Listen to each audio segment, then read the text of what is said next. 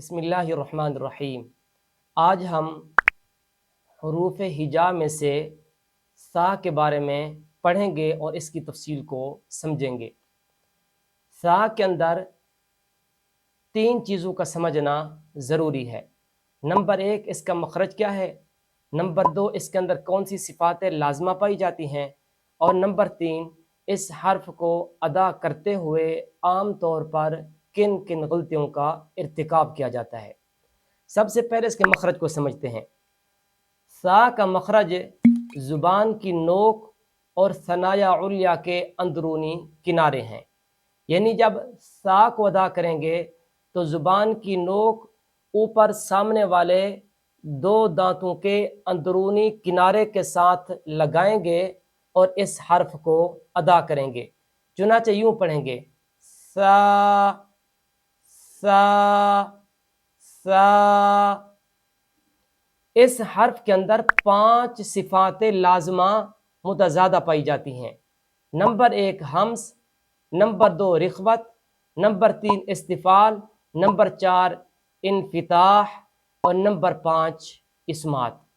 इन 5 सिफातें लाजमा मुतज़ादा और मखरज के पेश नज़र इस हर्फ को अदा करते हुए कई उसूलों का ख्याल करना ज़रूरी है।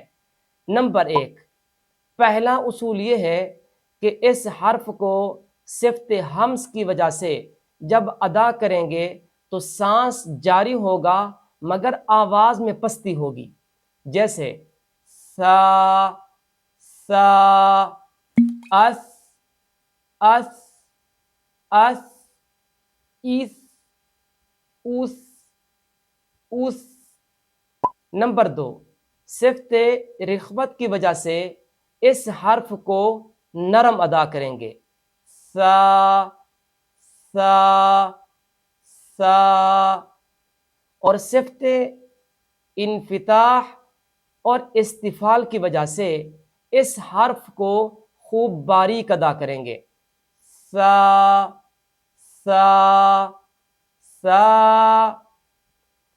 और सिफ्त इस्मात की वजह से इस हर्फ को जमा कर अदा करेंगे।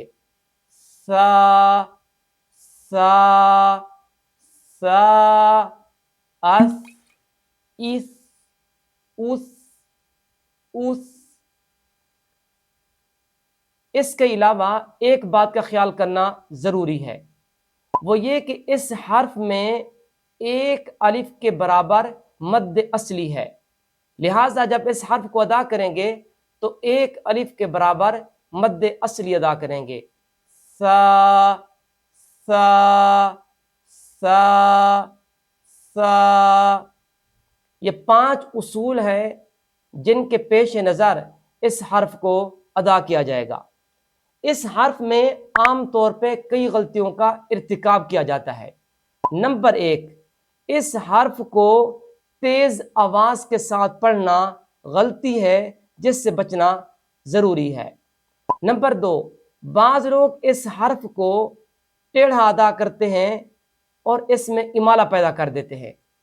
स स स। जबकि इसको टेढ़ा पढ़ना या इसमें इमाला करना गलत है। इसको सीधा अदा करना है और अलिफ की आवाज़ इसमें पैदा करनी है। सा सा सा। और नंबर तीन, बाज़ लोग इसमें हमज़ा, हा या फिर हा की आवाज़ पैदा कर देते हैं जो कि गलत है।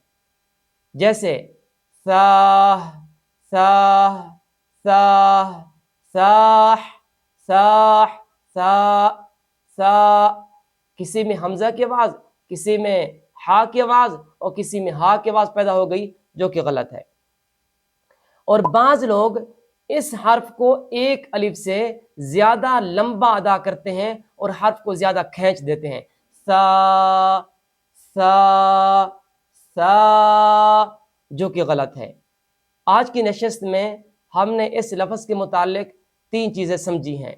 नंबर एक, इस हर्फ के मखरज को समझा है, ये हर्फ कहाँ से अदा होता है।